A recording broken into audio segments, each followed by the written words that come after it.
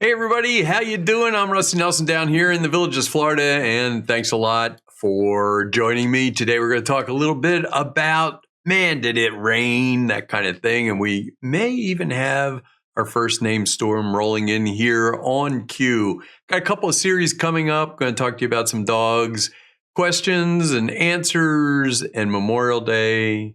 Here we go. Let's get started.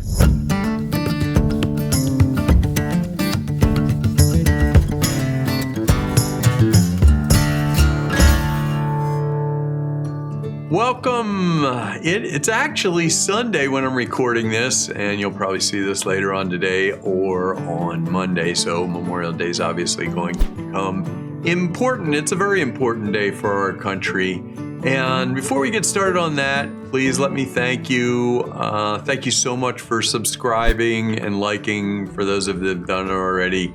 And I love to hear your comments. As you can tell, I try to, as long as I can keep up with it, I'll try to answer and look at everyone. And regarding the comments, if you don't see your comment right away, that just means I haven't approved it to go out there, probably because maybe I'm thinking about the question that you're asking, or if it's a personal one directed to me, I just don't release it to the public. But anyway, that's it. So let's get started. Let's talk about some things right away that are kind of important. First thing I want to talk to you about is dogs. The other day, I did a whole video on pets and the temperature that, things you need to think about. And I'll put the link down below. I looked out where I do my editing here, and I was looking out the front window, and here it's like 90 some degrees out. And I see a woman walking up the street with not one dog, but two dogs. And I could see her shushing them along. And every time they'd get a chance, as I'm looking at this, they're running off onto the grass. And I could just hear her saying in my head, come on, let's go. And she's running up there. What she doesn't realize is that in those temperatures with the sun bright on the street, those temperatures will get up to 140 degrees. And if you look on the internet, it will tell you that at 140 degrees, dogs' paws instantly burn. And here's the thing, you won't see it. You won't see it because initially it's under those pads, and that's where it's burnt. And I know you don't want to hurt your animals, so please, even if it's a short time, if that sun's out and it's that hot out, please keep the animals off the street. Take them in your golf cart, go up to some grass, go to the dog parks, whatever. Please make sure they're well hydrated, and you keep them off of the black concrete especially. It gets so hot out. Thanks a lot, and thanks a lot. I'm sure the dogs thank you also. Next thing to talk about is Memorial Day. Now, I see a lot of people going around, and I don't blame you. It's a great thing. Happy Memorial Day. And people have come up to me because they know that I've served, kind of like thanking me for serving my country. Well, let me explain something about Memorial Day. And I know a lot of people may not understand it, but Memorial Day, it's just not like a long weekend where we go out and we barbecue and we party and that type of stuff.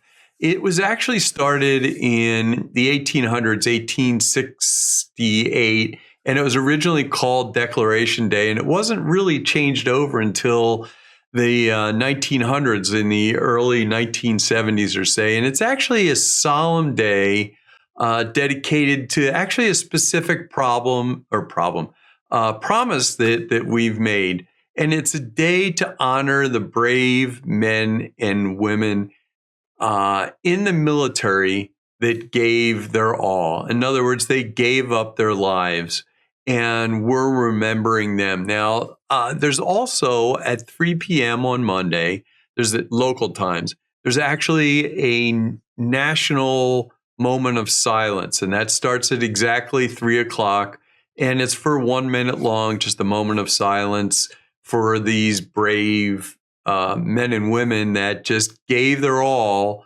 so that, our generations ahead would be able to have the freedoms that we have.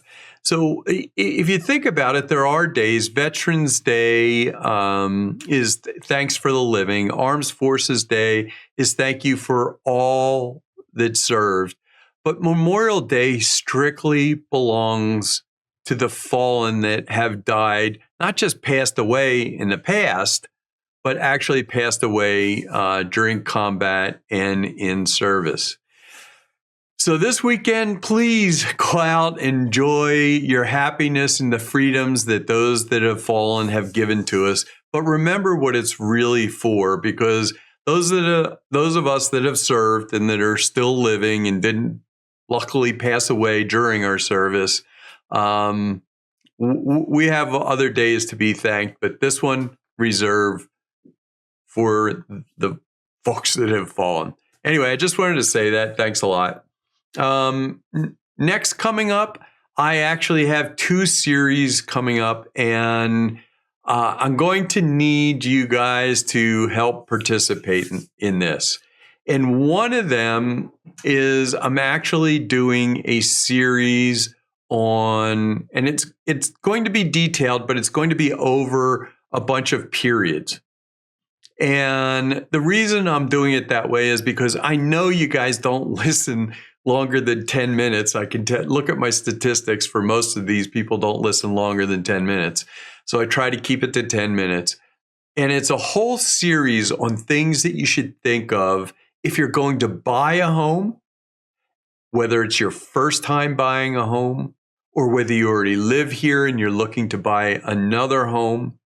And it's bits and pieces. I'll give you a for instance, and it's a lot of things that people don't think of. Your bedroom, sleeping at night. And all of a sudden you get down, it's your first home and you're thinking, this is great. And you have a nice view over a pond. The reason I'm saying this is because I know it happened to me. You have a view over the pond. And I thought, this is nice. I'm going to sleep with the windows open. I'm going to look out at the pond and stuff like that. And all of a sudden I open up the window and the street lamp from 100 plus yards away shines right in my window. So that canceled that idea. But as I was doing that, I was also reminded that from that distance, 100 yards away, when the cars would pull down that street at the end of the pond, those lights would shine directly into my bedroom. Now, it wasn't bad because it was far away, but there are plenty of homes with master suites or whatever you politically call them to be correct, that face that way, and some people that are really bothered by light at night, so you get that light shining in there. So that's one thing. That's an example of the things that I'm going to cover about purchasing a new home. The reason I ask you guys to participate in it is because I know that there's tons of things that after you purchased your home, you went, man, I wish I had known that, or I wish I had thought about that. So if you could please put those in the comments, I'll either include those in future ones or we'll bring it up for discussion so that we can all help each other out, because that's one of the cool things about the Villages is everybody seems to be kind of, willing to help each other out. And so for those of you that haven't lived here before, I was told a story that, when you stop on the side of the cart path and you pull over, it won't be very long before people actually come up and say, hey, can I help you? You lost or whatever. And it's true because it happened to me many a times. I even have a video of it when I did it to somebody, which is kind of fun. Maybe I'll drop that in here. I'm not sure I can find it though.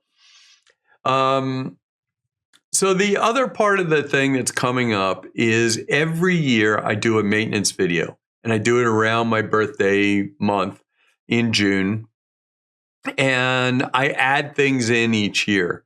At the end of each one of these videos, you can actually take a picture shot of the list of things. And it got so big, I had to do an inside and an outside. And I'll put both of those up. Those are coming, so make sure you're subscribed for that also. And make sure you understand that you have to click on that subscribe thing twice and get all, because if not, you hit that bell that says all. If not, YouTube decides what you're going to watch, which just irks me that they do that.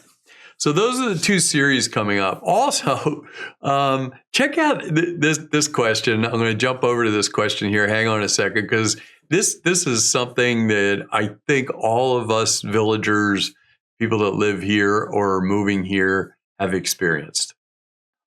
You can see me smiling already. All right.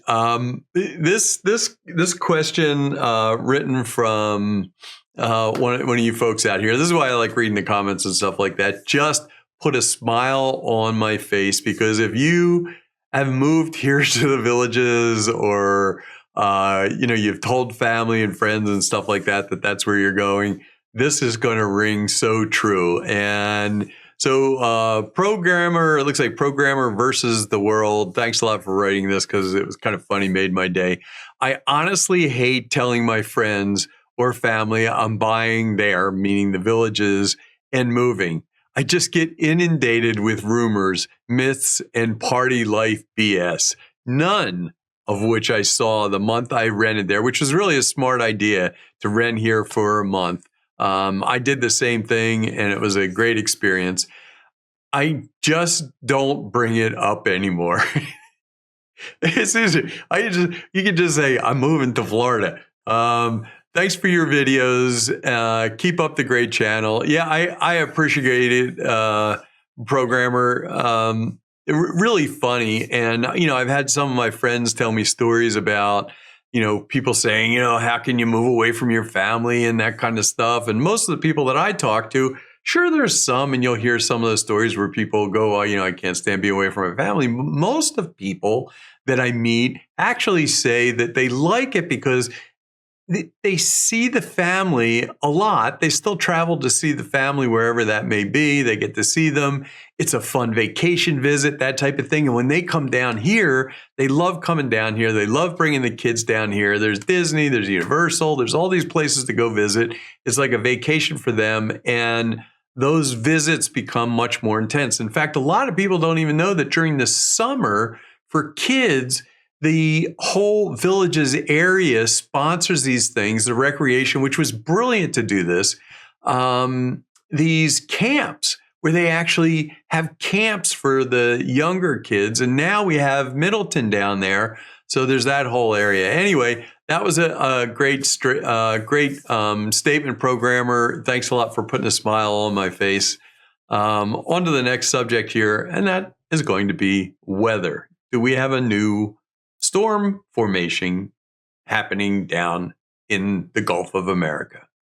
Let's get a little bit into weather. As you know, I used to be, and sure some of you have heard this before, I used to be a storm chaser out in the Midwest, guiding people around. Since I've retired, come back out here to Florida, I kind of chase the hurricanes around, although they're a little bit messy. And if you don't know it, go ahead and subscribe, because I actually go out when I can during the hurricanes. And then afterwards, I'm usually out there during, and then right afterwards, I kind of give an assessment of what's happened around the villages, like this from Milton. You remember this one? Here we go afterwards.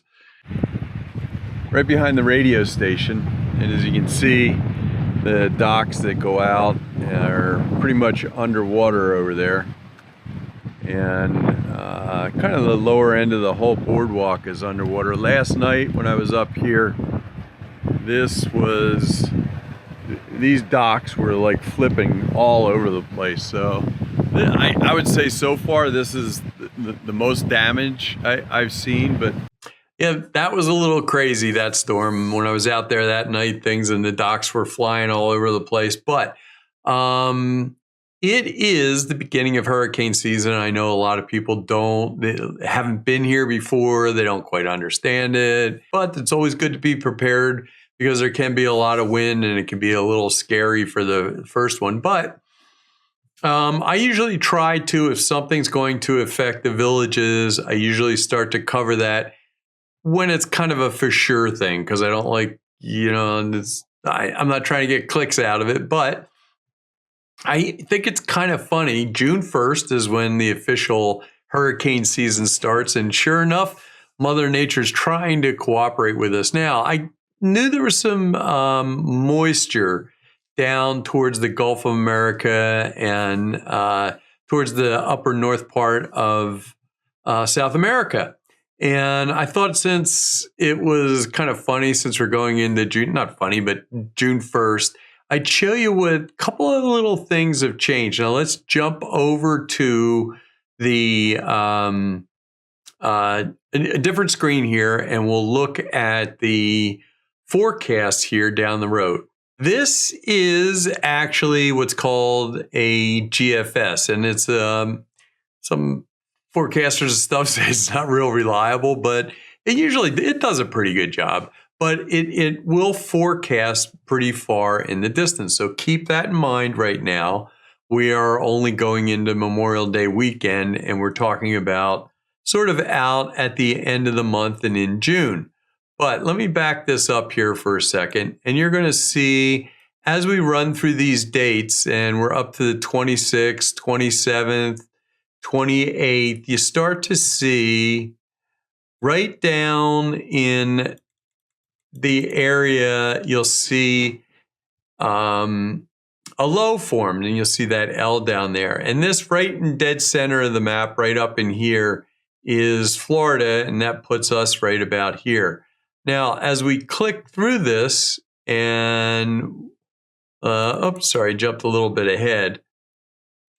You'll start to see that low kind of go up, and it kind of bounces around, and it's been bouncing around probably more because this is in the future. So right here we are on the beginning of the 31st of May, but take a look right here. 31st of May, if you look down in southern Florida, the millibars on there are 998. Now they generally start to think you get below 1,000, that's when you start to get kind of into the hurricane thing. So lower the pressure, and you get down into 960s or so. That's where you're really starting to get into the big kind of hurricane stuff. But we look at it, this absolutely drops down, let's see, up to the 31st. And as we click through, now this is moisture. You can see right there, there's 1,000 millibars, and that's a low. So the air is circulating right there. And this could actually be our first storm, Arthur. And yeah, so just worth bringing up. Start to get your juices flowing and start thinking about hurricane season and get your prep in for the year. And let me jump back. It's not like an alarming thing. I'm just saying things are starting to change. They're starting to gin up a little bit. There's a lot that could affect this. We have a lot of dust, Sahara dust coming off of Africa, the west coast of Africa, although it tends to still a little bit lower than where we are right now. When those things start to happen, you can kind of get that nasally kind of going, why am I feeling like I got allergies? Sometimes that can be it. But it also kind of puts the squash on a lot of hurricane weather, that type of thing. Anyway, just something to think about right around the 1st of June. I thought it was kind of funny. And remember, it's way in the future. If it kind of turns into something, I will let you know. But you may hear about that a little bit, about the moisture down there. And that looks about it, I guess, for this Memorial weekend. Looks like the weather's going to be pretty nice here for the villages. And thanks a lot for subscribing and liking, especially if you want to get into those, watch those series. Make sure you hit that all bell. And I am going to go run and watch the beginning of the race. This should be really interesting. And you have a wonderful, wonderful weekend. I will see you here back on YouTube, or I'll see you around the villages. Have a great day.